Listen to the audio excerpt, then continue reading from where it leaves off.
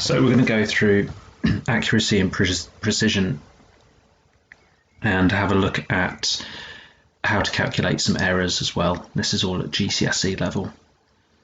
So I'll just give you some notes to read through there. You can pause the video to read through those.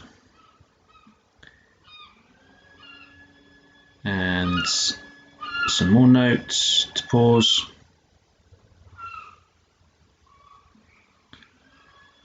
And then some more notes there just to pause and read.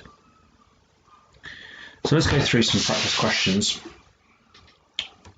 A gold coin has an accepted diameter of 28.054 millimeters.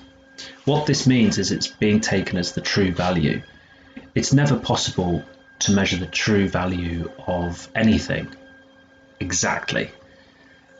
We can only ever measure it to the precision which is governed by the resolution of the instrument, and your teacher will tell you a bit more about that.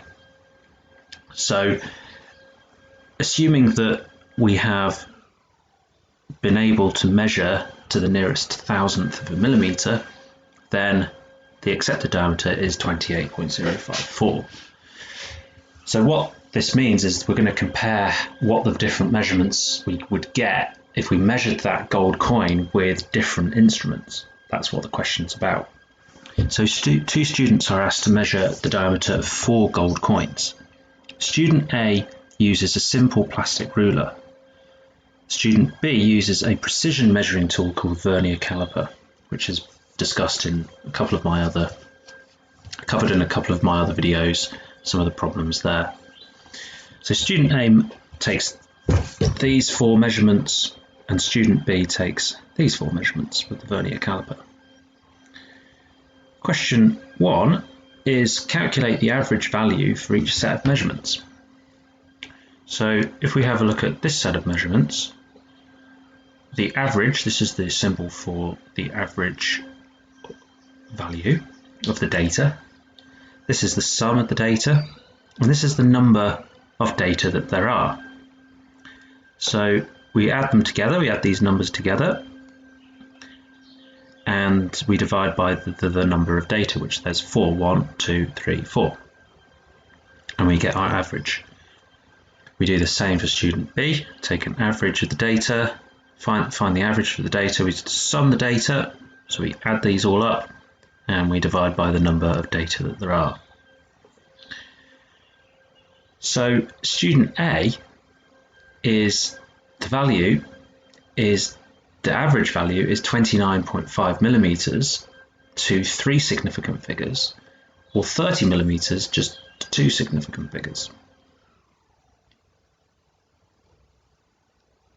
Student B, 4 significant figures, 3 significant figures. Question 2, calculate the percentage error for each set of measurements. So first of all, you need the absolute error.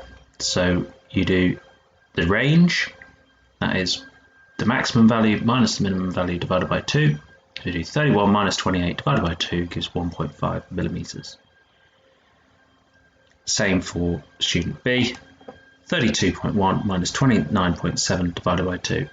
So it's just the greatest value minus the smallest value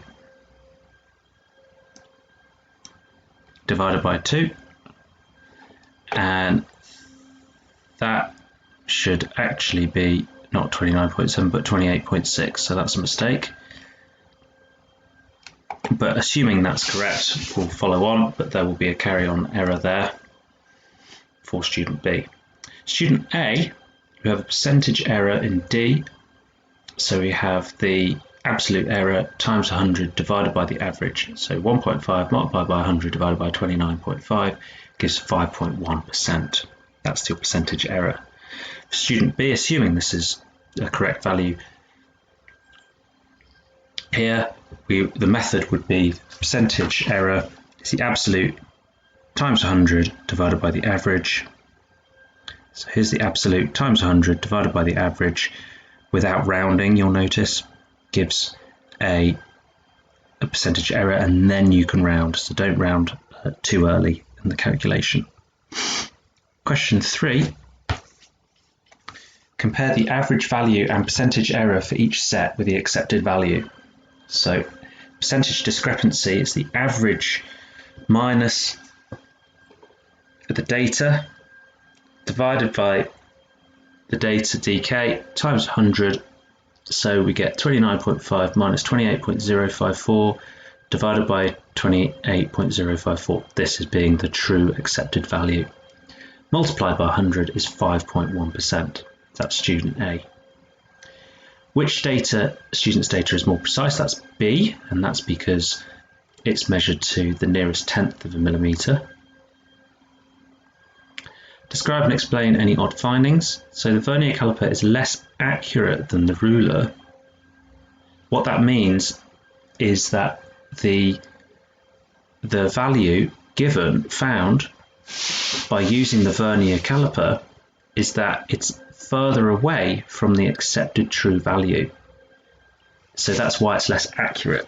The plastic ruler person, a student who measured using the plastic ruler, actually got an average value which was closer to the accepted value than using the vernier caliper.